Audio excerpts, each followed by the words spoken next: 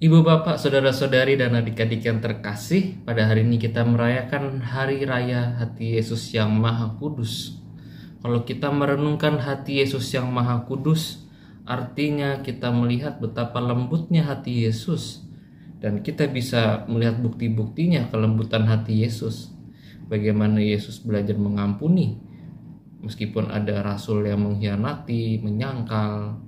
Bagaimana Yesus juga memberikan penyembuhan, membangkitkan orang mati, lalu memberikan suatu pengajaran-pengajaran yang senantiasa menguatkan iman kita dan bisa menjadi bekal pengalaman iman kita.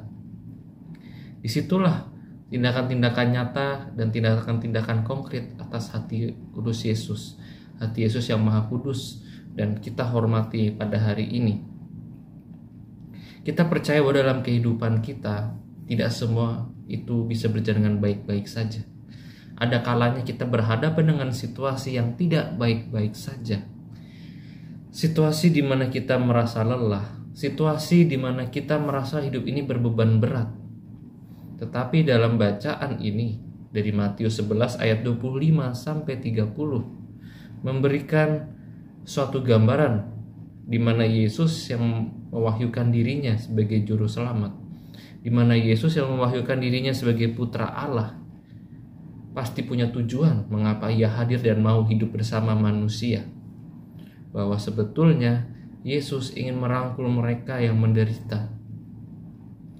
Dalam bacaan memang pada awalnya Yesus itu bersyukur kepada Allah. Karena apa? Karena Yesus dipercaya menjadi juru selamat, dipercaya dapat menjadikan penyalur berkat dari Allah kepada manusia.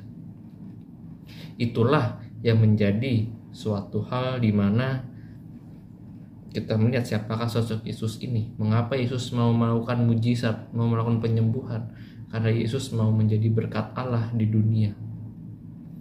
Maka Yesus yang sebagai juru selamat ini mengatakan, "Marilah kepadaku, semua yang letih lesu dan beban berat, aku akan memberi kelegaan kepadamu." Tinggal bagaimana kita mau melihat relevansi dari bacaan ini dengan pesan apa yang bisa kita terima pada hari ini. Pesannya adalah, maukah kita datang kepada Allah? Apakah kita memandang doa itu hanya sebagai rumusan, sebagai sesuatu kewajiban yang mungkin terasa memberatkan kita? Atau kita melihat doa itu sebagai sarana kita untuk berbahagia, sarana untuk bisa berkomunikasi dengan Allah, mengandalkan Allah, berpasrah kepada Allah. Dan akhirnya ketika kita berbeban berat, minimal kita bisa merasakan suatu kelegaan di situ. Memang kasih Allah pasti butuh proses. Apa yang kita doakan tidak serta-merta bisa langsung terkabul. Pasti ada suatu pengalaman di mana kita mungkin terkadang merasa doa ini tidak terkabul. Tapi sebetulnya Tuhan sedang melatih kesabaran kita. Tuhan ingin memberikan kita suatu proses bahwa mungkin segala hal yang dikabulkan itu butuh perjuangan, butuh kepercayaan bahwa kita pasti bisa mendapatkan rahmat itu. Maka marilah kita dalam rangka hati kudus Yesus ini kita berdoa. Semoga hati kudus Yesus ini bisa memberikan berkat bagi kita semua, bisa memberikan suatu hal di mana ternyata kita bisa menerima mujizat juga dari Yesus yang Yesus berikan kepada kita.